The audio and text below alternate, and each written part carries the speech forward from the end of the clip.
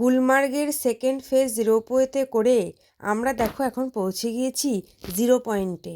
March এপ্রিলে আসলে এই জায়গা পুরো বরফের চাদরে ঢাকা থাকে। তখন এখানে বিভিন্ন স্নো অ্যাক্টিভিটিও করা যায়, কিন্তু আমরা জুলাইতে এসেছি তাই কোনো বরফ দেখতে পাইনি। ফেরার রোপওয়েতে বেশ ভালোই ভিড় ছিল, কারণ বিকেল হয়ে যাওয়ায় সবাই একসাথে ফিরতে চাইছিল।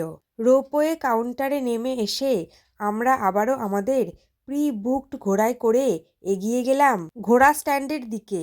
সেখানেই আমাদের গাড়ি আমাদের জন্য অপেক্ষা করছিল।